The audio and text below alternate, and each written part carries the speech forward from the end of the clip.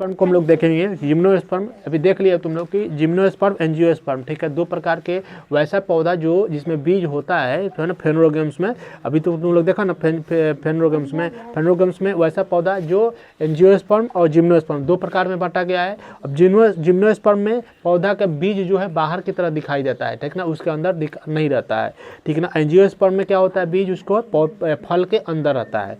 तो हम लोग जिम्नोस्पर्म को देखेंगे कि इस पौधे में बीज जो है फल के भीतर नहीं बनते हैं। जिम्नोस्पर्म में क्या होता है, फल बीज जो बिया जो है फल के अंदर नहीं बनते, इसलिए बीज के बाहर का कोई आवरण भी नहीं होता है ना, बीज के बाहर का कोई आवरण भी नहीं होता है। यही कारण है कि ऐसे बीजों को नग्न बीजी कहते हैं। यही वजह है कि ऐसे बीजों को जो है नग्न बीजी कहते हैं, मतलब दिखाई देने वाला।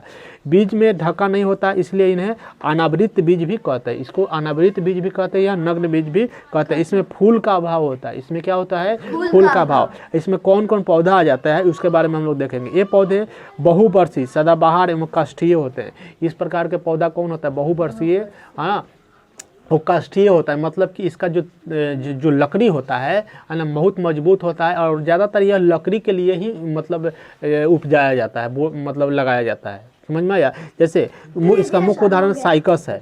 क्या है, साइकस। इसका मुख्य उदाहरण क्या है, साइकस एवं पाइनस। साइकस और पाइनस, ठीक है, के पौधे इसकी मूसला जड़ में शैवाल सहजीवी की तरह रहते हैं ना। इसकी जड़ जो है क्या होता है, मूसला जड़ होता है, शैवाल सहजीवी की तरह रहता है। साइकस तार जैसे मधुरभिद पौधे होता है। साइकस कैसा होता है, तार जैसे मधुरभिद पौधा होता है जिसमें तना लंबा मोटा तथा अशाखित होता है।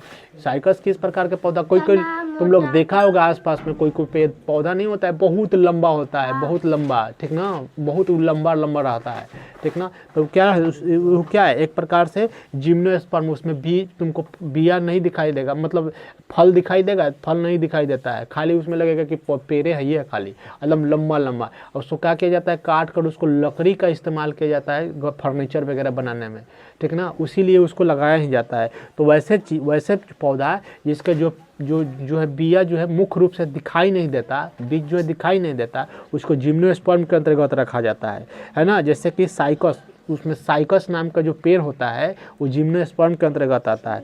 साइकस तार जैसा मरुद्भिद होता है ना। इनके सिर पर अनेक हरी पत्तियां गोलाकार ढंग से एक मुकुट जैसे रचना बनाती है।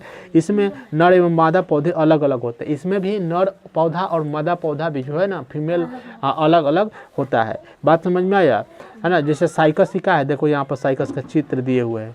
साइकस यहाँ पर देखो, साइकस दिख रहा है तुम लोग को, ये साइकस तार जैसा पेड़ होता है, लंबा लंबा, ठीक ना, तार जैसा पेड़ होता है लंबा लंबा, और उसको जो है वो सिर्फ जो है काष्ठ के रूप में अशाखीय होता है। अशाखीय मतलब इसमें शाखा नहीं होता। शाखा किसको बोलते हैं, जो डाढ़ टहनी जो बोलते हैं ना, उसी को शाखा बोलते हैं, ठीक ना। तो इसमें ज़्यादा डाढ़ और टहनी नहीं होता है। लेकिन वही आम के पेड़ ले लेगा तो आम के पेड़ में थोड़ा सा बड़ा होता है, तो एगो इन्हें भागेगा, इन्हें भागेगा, इन्हें भागेगा, है ना।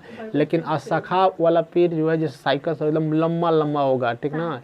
उसमें जैसा शीशम का पेड़ नहीं देखा है, शीशम के पेड़ नहीं देखा है, जो लकड़ी वगैरह बनता है, लकड़ी के लिए बहुत प्रचलित है। तो वैसा जो है ना, जो पेड़ पौधा है जिसमें जो है एंजियो वो जो है जिम्नोस्पर्म के अंतर्गत आता है, ठीक है। अब हम लोग देखेंगे आगे चल के एंजियोस्पर्म में क्या कौन कौन आता है। एंजियोस्पर्म वैसा पौधा जिसके जो बीज जो है फल के अंदर रहता है, ठीक ना, वो पूरी तरह से दिखाई नहीं देता है, उसको एंजियोस्पर्म के अंतर्गत रखा जाता है। उसको हम लोग आगे नेक्स्ट पढ़ेंगे, ठीक है।